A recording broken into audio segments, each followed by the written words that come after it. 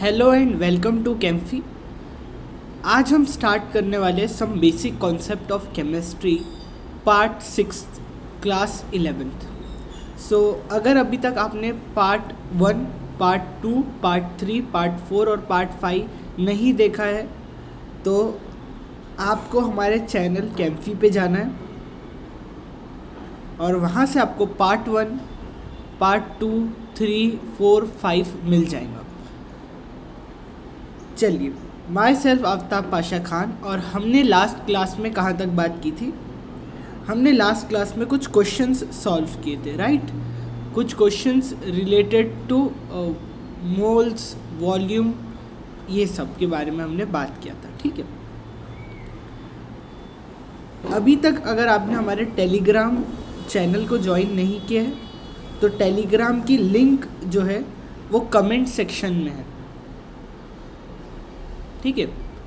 वहाँ से आपको क्या मिलेंगे? इस क्लास के नोट्स, सारी updates related to the classes and जो भी चीज़ें वहाँ आपको नोटिफिकेशन मिल जाएगा। तो चलिए स्टार्ट करते हैं कंबस्शन ऑफ हाइड्रोकार्बन से। आज का टॉपिक हम कंबस्शन ऑफ हाइड्रोकार्बन से स्टार्ट करने वाले हैं, ठीक है। सो कंबस्शन ऑफ हाइड्रोकार्बन। सबसे पहले तो ये समझेंगे कि हाइड्रोकार्बन क्या होता है। हाइड्रोकार्बन मतलब ऐसे कंपाउंड जिसमें हाइड्रोजन है और कार्बन है। A compound which includes carbon and hydrogen, that is what is hydrocarbon. Okay, so हम यहाँ क्या कर रहे हैं? हम हाइड्रोकार्बन को कंबस्ट कर रहे हैं, मतलब हम हाइड्रोकार्बन को जला रहे हैं। कैसे जलाओगे आप? ऑक्सीजन की प्रेजेंस में, राइट? सो आप क्या करोगे? आप ये आपका कोई हाइड्रोकार्बन है जिसमें कार्बन के कुछ x मोल है और हाइड्रोजन के कुछ y मोल है, राइट? थोड़ा सा मैं जूम कर देता हूँ। ये नीचे का मत देखिए, अभी सिर्फ इतने पे कॉन्सेंट्रेट कीजिए, इतने पे, राइट? तो ये हमारा हाइड्रोकार्बन है जिसमें कार्बन है और हाइड्रोजन है। x कार्बन है और y हाइड्रोजन है, राइट? और हाइड्रोकार्बन जो है गैशियस फॉर्म में हमारे पास, ठीक है। हाइड्रोकार्बन गैशियस फॉर्म में, अच्छा। और हम क्या करेंगे? हम उसे X+Y/4 ऑक्सीजन के साथ कंबस्ट करेंगे। ये फार्मूला आपको याद रखना है, कंबस्शन ऑफ हाइड्रोकार्बन का फार्मूला याद रखना है। जब आप कार्बन के X मोल लेते हो और H के Y मोल लेते हो तो आप ऑक्सीजन के कितने मोल के साथ कंबस्ट कराते हो? X+Y/4 ऑक्सीजन के साथ आप हाइड्रोकार्बन को कंबस्ट करते हो। तो आपको प्रोडक्ट क्या मिलते हैं? कंबस्ट करने के बाद आपको XCO2 मिलते हैं। कितने मोल CO2 मिलते हैं? XCO2। जितने कार्बन है उतने ही कार्बन डाइऑक्साइड आपको मिलेंगे, अच्छा। और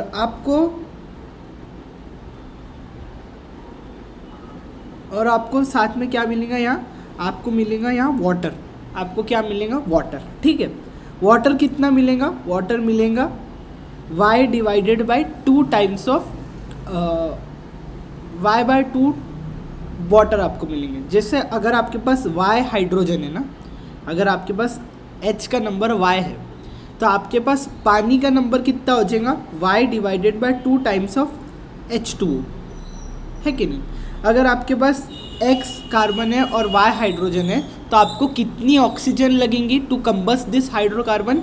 X+Y डिवाइडेड बाय 4। अभी इस चीज़ को क्वेश्चन के रूप से समझते हैं, ठीक है। सो हमारे पास एक क्वेश्चन है, ठीक है। Question is on burning of 10 ml of hydrocarbon we get 30 ml of CO2। क्या कह रहा है? जब हमने 10 ml हाइड्रोकार्बन को बर्न किया तो हमें 30 ml CO2 मिला, ओके। और 40 ml वाटर मिला, ओके। कितने टेम्परेचर पे? At 120 degree Celsius at constant pressure. What is the name of hydrocarbon? Hydrocarbon का नेम पूछा है हमसे, राइट? सो हमने पिछली क्लासेस तक क्या पढ़ा था कि molar ratio, volumetric ratios same होते है कि नहीं? जो रेशो मोलर रेशो होगा वही वॉल्यूमेट्रिक रेशो होगा। हमारे पास वॉल्यूम देके रखिए, ठीक है। सो हमें पता है जब हम हाइड्रोकार्बन को बंद करते हैं तो हमें XCO2 मिलता है, ठीक है, और Y डिवाइडेड बाय 2 वाटर्स मिलते हैं, ठीक है। तो हमारे पास कार्बन डाइऑक्साइड का कितना वॉल्यूम देखे रखा है, देखो जो वॉल्यूमेट्रिक रेशो होगा वही मोलर रेशो होगा। लास्ट क्लास तक हमने पढ़ा है, नहीं पढ़ा है तो जाके देख लो। सो CO2 का 30 ml दिया है, अच्छा वाटर का कितना देखे रखा है 40 ml, है कि नहीं। तो इनका रेशो क्या आ जाएगा 3:4। तो x की वैल्यू क्या आ गई, x की वैल्यू आ गई 3, x की वैल्यू आ गई हमारे पास 3। तो देखो 3 कहाँ है x में, ये है। लेकिन अगर मान लो आपके पास एक और ऑप्शन होता, ऑप्शन ई, कि ऑप्शन ई होता C3H10, सपोज ऐसा दिया होता है C3H10, तो अब आपको H भी कैलकुलेट करना है, राइट। तो अब आप क्या करोगे, H कैलकुलेट करोगे तो Y डिवाइडेड बाय 2 क्या है हमारे पास, Y डिवाइडेड बाय 2 4 है, ठीक है। सो Y क्या हो जाएगा हमारे पास, Y इज इक्वल टू 8। कैसे हुआ, यहाँ 2 मल्टीप्लाई हुआ, Y इज इक्वल टू 8।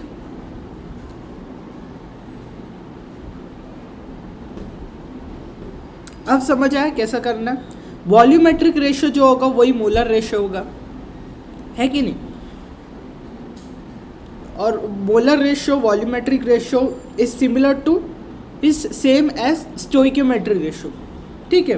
तो हमने क्या किया, हमने देखा कि इस CO2 में और वाटर में कितना रेशो है कि नहीं। CO2 का कितना वॉल्यूम दिया है 30 ml, पानी का कितना वॉल्यूम दिया है 40। तो इन दोनों के बीच का रेशो क्या है 3:4। मतलब x क्या हुआ हमारे पास 3 हुआ, और y/2 क्या हुआ हमारे पास 4 हुआ। तो y divided by 2 is equal to 4। So y की वैल्यू आ गई 8, ठीक है। चलिए आ जाते हैं हम नेक्स्ट क्वेश्चन पे।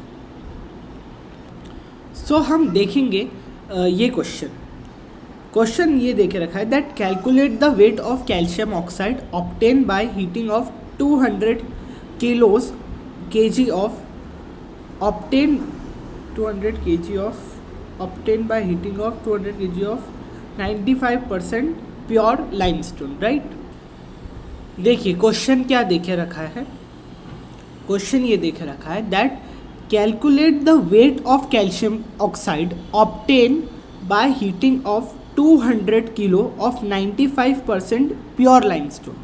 लाइमस्टोन का मतलब क्या होता है, कैल्शियम कार्बोनेट, कैल्शियम कार्बोनेट। तो हम लिखते हैं, रिएक्शन को पहले लिख लेते हैं। कैल्शियम कार्बोनेट को हमने क्या किया, हमने हीट दी, है कि नहीं। हमने हीट दी और हमें मिला calcium oxide plus CO2, CO2 निकलेंगी बाहर, ठीक है।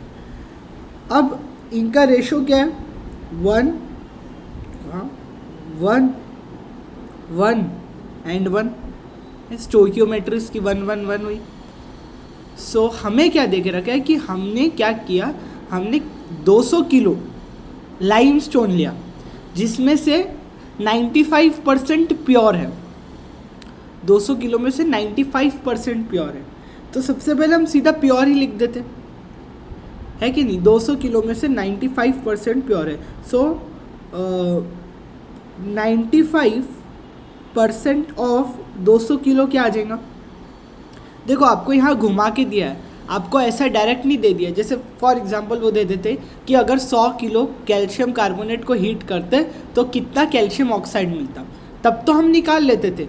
कैसे निकालते थे, वेट को मोल में कन्वर्ट कर लेते थे, है कि नहीं। इसके मोल इतने बढ़ रहे तो इसके मोल कितने बनेंगे, और फिर मोल से हम मास पे आ जाते थे कैल्शियम ऑक्साइड के। बट उसने घुमा के दिया।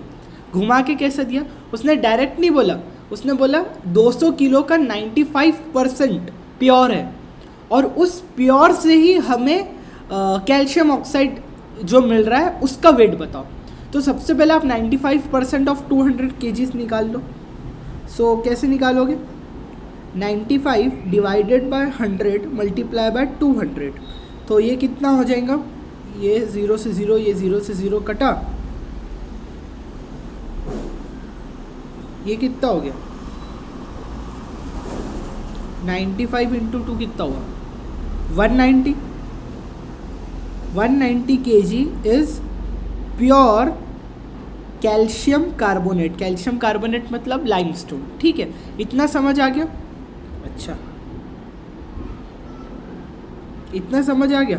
चलो अब हम हमारा कॉन्सेप्ट करेंगे। ठीक है, मोलर स्टोइकियोमेट्री क्या है? देखो, कैल्शियम कार्बोनेट ले लो, वो दूसरे कलर से लेंगे,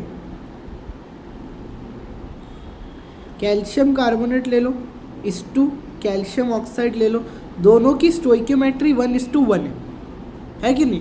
अगर यहाँ 5 मोल कम होंगे तो यहाँ 5 मोल बनेंगे, वो वाली बात है कि नहीं? सो स्टोइकियोमेट्री 1:1 है। सो हमें क्या निकालना है?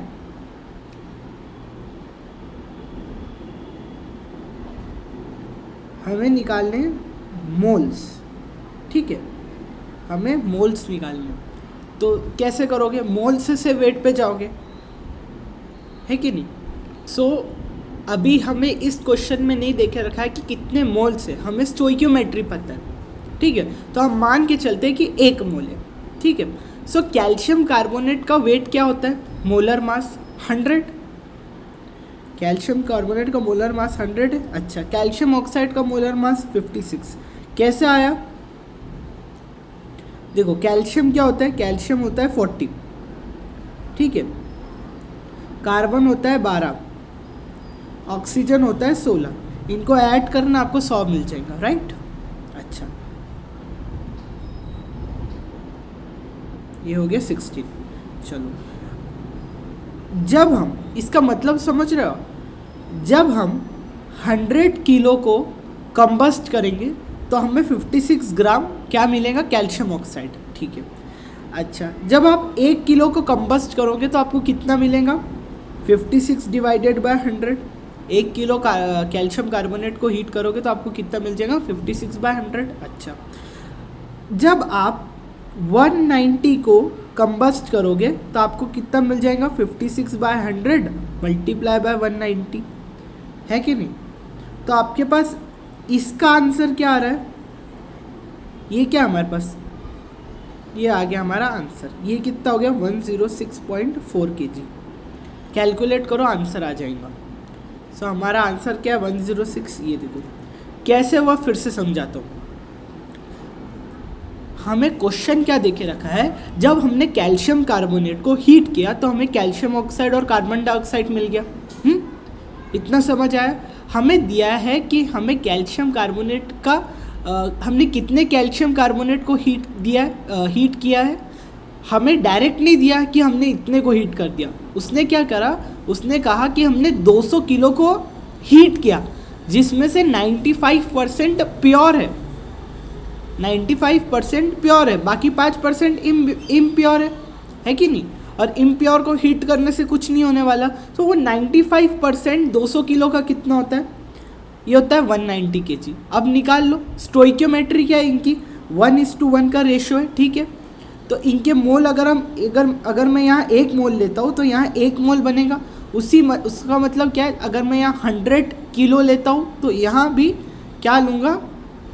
यहाँ 56 किलो लूँगा। क्यों? क्योंकि रेशो है। 1 मोल कैल्शियम कार्बोनेट होता है 100 ग्राम। अच्छा, 1 मोल कैल्शियम ऑक्साइड कितना होता है? 56 ग्राम। यहाँ केजी लगा दो, यहाँ केजी लगा दो, कुछ फ़र्क पड़ रहा है? क्यों? क्योंकि रेशो है। क्यों? क्योंकि रेशो है। अच्छा, जब आप 1 किलो को हीट करोगे तो कितना कैल्शियम ऑक्साइड मिलेगा? 56 डिवाइडेड बाय 100। उसी तरह अगर आप जब 190 करोगे तो कितना होगा? 56 डिवाइडेड बाय 100 मल्टीप्लाई बाय 190। ये क्या है? ये हमारे पास कैल्शियम ऑक्साइड का वेट है। ठीक है, चलो अब हम आ जाते हैं एवरेज एटॉमिक मास पे। देखो, एवरेज एटॉमिक मास का फॉर्मूला क्या होता है? एवरेज एटॉमिक मास का फॉर्मूला होता है total mass mix divided by total moles mix. जान दो, ये अभी मत करो, ये अभी मत करो, ये आगे बताता हूँ मैं, ये अभी मत करो। नेक्स्ट क्वेश्चन पे चलते हैं। इस क्वेश्चन पे आते हैं। सो क्वेश्चन ये देके रखा है इसमें, that find out the weight of iron which will be converted into its oxide by the action of 18 gram steam. अब आप क्या कर रहे हो? आपने यहाँ आयरन ले लिया, ठीक है, स्टीम के साथ रिएक्ट करा रहे हो। स्टीम क्या होती है भैया? स्टीम होती है वाटर, स्टीम होती है वाटर। और हमें मिल क्या रहा है? हमें मिल रहा है क्या? आयरन का ऑक्साइड। आयरन का ऑक्साइड क्या होगा? आयरन का ऑक्साइड क्या होगा? Fe3O4। ये याद रखना, आयरन का ऑक्साइड क्या होता है? Fe3O4। ये जब आप इनऑर्गेनिक पढ़ोगे तो बहुत अच्छे से क्लियर होंगी ये सब चीज़ें। अगर आपको अभी नहीं भी आती तो कोई बात नहीं, कॉन्सेप्ट पे ध्यान दीजिए। कॉन्सेप्ट ये है कि आपको यहाँ सीखना है कि वेट कैसे कैलकुलेट करते हैं। सो ये आयरन ने इसकी ऑक्सीजन खा ली, इसके ऑक्सीजन को इधर ले लिया, तो बच क्या गया? हाइड्रोजन। तो क्या निकला हमारे पास? हमारे पास निकला हाइड्रोजन। ठीक है, सो बैलेंसिंग कर लेते। प्रोडक्ट में कितना आयरन बन रहा है? प्रोडक्ट में Fe3 बन रहा है, तो यहाँ 3 Fe ले लो। अच्छा, ऑक्सीजन 4 है, ऑक्सीजन 4 है तो 4 ऑक्सीजन ले लो, तो 4 2 ज़ा 8, तो यहाँ पे भी 4 ये मिला और ये 1 बैलेंस हो गया। ठीक है, अब क्या करो, हमें क्या पूछ रहा है? Find out the weight of iron which will be converted into oxide by the action of 18 gram of steam. ठीक है, तो इन दोनों में रिलेशन निकालना है बेसिकली, हमें इन दोनों में रिलेशन निकालना है, राइट। सो क्या करोगे आप? इन दोनों का रेशो क्या है? आयरन का और पानी का रेशो क्या है? Stoichiometric ratio. जब आप 3 आयरन ले रहे हो तो आपको 4 पानी लेना पड़ेगा, ठीक है कि नहीं? 3 ये ले रहे हो तो आपको 4 लेना पड़ेगा। सो मोल है, मोल है, ठीक है। सो आप क्या करोगे? इनके मोलर मास निकाल लोगे। मोलर मास कैसे आ जाएंगे? 1 मोल का इतना मास, तो 3 मोल का कितना मास? इतना। आयरन का वेट क्या होता है? 56। आयरन का एटॉमिक वेट 56 होता है।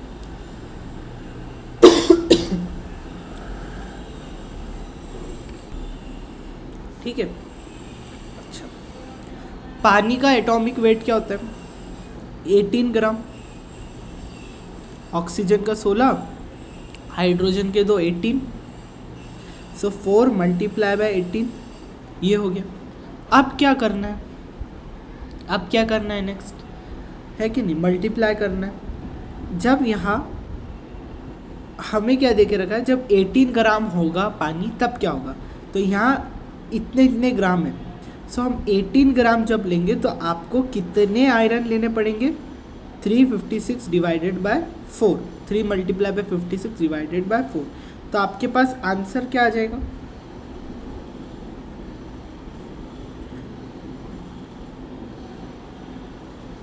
आपके पास आंसर क्या आ जाएगा? आपके पास आ जाएगा 42 ग्राम ऑफ Fe। तो यहाँ पे भी हमने क्या स्टोइकियोमेट्री का इस्तेमाल किया। Find out the weight of iron which will be converted into its oxide by the action of 18 gram of steam. हमने रिएक्शन लिख ली, हमने रिएक्शन लिख ली, राइट। अच्छा, आयरन और वाटर का रिलेशन निकालना है हमें बेसिकली, क्योंकि आयरन और वाटर के बीच में ही बात हो रही है कि नहीं? तो आयरन लिख दिया, पानी लिख दिया। अच्छा, इन दोनों के बीच का स्टोइकियोमेट्रिक रेशियो क्या है? 3:4। इसका मतलब क्या है? जब आप 3 मोल आयरन लोगे तो आपको 4 मोल पानी लेना पड़ेगा। अच्छा, 4 मोल का वेट क्या हो जाएगा? 4 × 18, क्योंकि 1 मोल का वेट 18 होता है, तो 4 मोल का 4 × 18। अच्छा, 1 मोल आयरन का वेट होता है 56, तो 3 मोल आयरन का वेट 3 × 56। रेशो ही तो है, रेशो में ही बात करनी है, राइट।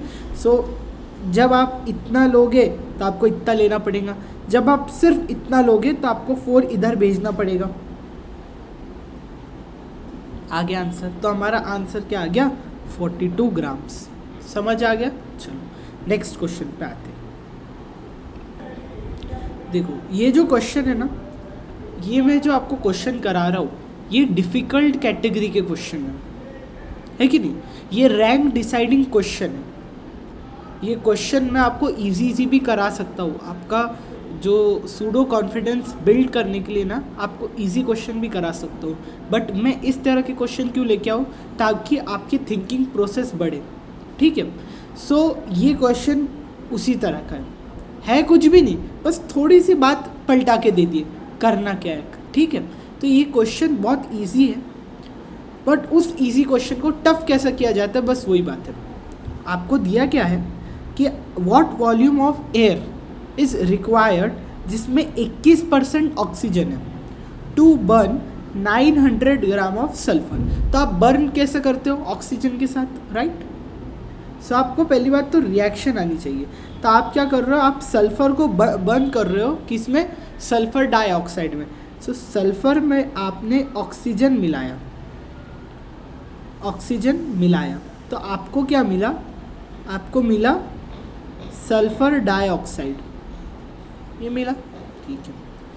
तो बैलेंस कर लो, बैलेंस, सब बैलेंस है, 1:1:1। अच्छा, अभी पूछ रहा क्या है कि आपके पास सल्फर इतना है, तो आपको कितनी एयर लगेंगी जिसमें 21% ऑक्सीजन है। सो बेसिकली वो आपसे ऑक्सीजन कितना लगेगा वो नहीं पूछ रहा है, वो आपसे ये पूछ रहा है कि कितनी एयर लगेंगी जिसमें 21% ऑक्सीजन है। निकाल लो, सबसे पहले ये निकालो कि कितना ऑक्सीजन लगेगा हमें सल्फर को बर्न करने के लिए, ठीक है। ये उसी तरह का क्वेश्चन है, किस तरह का क्वेश्चन है, अभी जो हमने कैल्शियम कार्बोनेट वाला क्वेश्चन किया था उसी तरह का है, बट थोड़ा आप घुमा के दे दिया। तो आइए करते, सल्फर और ऑक्सीजन का स्टोइकियोमेट्री क्या है। जब आप 1 मोल सल्फर लेते हो तो आपको 1 मोल ऑक्सीजन लेना पड़ेगा, ठीक है। सो इनका मोलर रेशो तो सेम है कि नहीं। तो हमें निकालना है कि कितने मोल सल्फर है यहाँ। तो यहाँ सल्फर का गिवन वेट है 900 ग्राम, है कि नहीं। अच्छा, सल्फर का मोलर मास क्या है, 32। तो इसके इतने मोल्स है यहाँ, तो इसके कितने मोल्स हो गए ऑक्सीजन के भी उतने ही मोल्स हो गए, 32 मोल्स, है कि नहीं। दोनों के मोल्स सेम है क्योंकि स्टोइकियोमेट्री सेम है, स्टोइकियोमेट्रिक रेशो सेम है।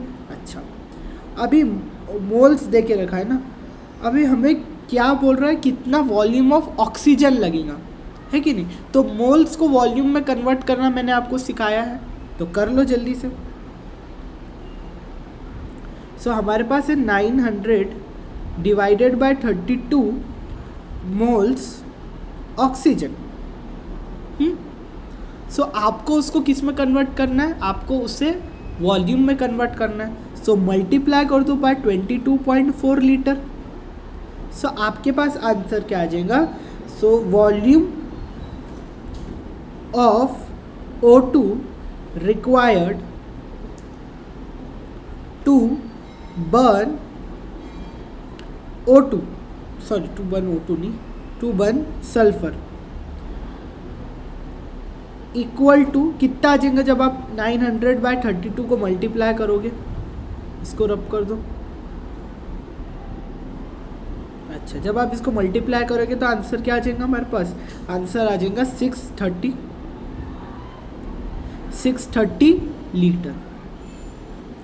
और ऑप्शन में आपको 630 दिया भी होगा और आप टिक करके आ जाओगे, लेकिन आंसर गलत है। 630 is not a correct answer, है कि नहीं। आपका आंसर कुछ और आएगा। आपको ऑक्सीजन नहीं पूछा है, आपको पूछा है कितनी एयर लगेंगी जिसमें 21% ऑक्सीजन है। सो निकाल लो, कैसे निकालोगे, देखो कभी भी परसेंट का मतलब क्या होता है, परसेंट का मतलब होता है कि 100 में से कितना, 100 में से कितना। जैसे मान लो मुझे 100 में से 40 मार्क्स आ रहे हैं, तो मुझे कितने परसेंट मार्क्स मिले, मुझे 40% मार्क्स मिले। अच्छा, अगर मुझे 1000 में से 400 मार्क्स मिल रहे हैं, मतलब मुझे 40% मार्क्स मिल रहे हैं। कैसे, अगर मुझे 400 को मैं डिवाइड करूँगा 1000 में और मल्टीप्लाई करूँगा 100 में, तो ये कितना आ जाएगा, ये आ जाएगा 40%। 40% का मतलब क्या हुआ कि आप 100 में से कितना है। उसी तरह परसेंट का मतलब समझ गए, परसेंट, पर 100 आप कितने हो, आप 100 में से कितने हो। अगर आपके 100 में से इतने आ रहे तो 10 आ रहे तो आप 10% हो। उसी तरह क्वेश्चन में देके रखा है कि एयर में एयर में 21% ऑक्सीजन है। मतलब कि अगर हमारे पास 100 लीटर एयर होंगी ना तो उसमें 21 लीटर ऑक्सीजन होंगी। इसका मतलब ये है। तो 1 लीटर ऑक्सीजन कितने में होगी? 1 लीटर कितने में होगी? 100/21 लीटर एयर में 1 लीटर ऑक्सीजन होगी। ठीक है, कितनी एयर में 630 लीटर ऑक्सीजन होगी? 630 लीटर ऑक्सीजन होगी। 100/21 मल्टीप्लाई बाय 630 लीटर एयर में इतनी ऑक्सीजन होगी। तो हमारा आंसर क्या आ जाएगा? एयर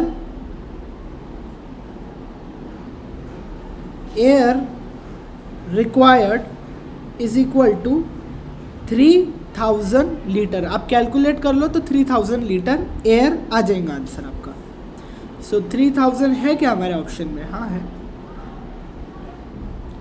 ये आ गया हमारा आंसर। कैसे किया एक बार समझते हैं। हमें डायरेक्ट नहीं पूछा गया कि कितनी ऑक्सीजन की ज़रूरत है। देखो हम ऑक्सीजन तो निकाल ले रहे थे, देखो वॉल्यूम ऑफ ऑक्सीजन। लेकिन हमें पूछा गया कि हमें कितनी एयर की ज़रूरत है जिसमें ऑक्सीजन है। तो 21 litre air 21 litre oxygen 100 litre air में होंगी। क्वेश्चन में लिखा क्या है कि एयर में 21% ऑक्सीजन है। इसका मतलब क्या है कि 21 लीटर ऑक्सीजन 100 लीटर एयर में होंगी। तो 1 लीटर ऑक्सीजन कितनी एयर में होगी? 100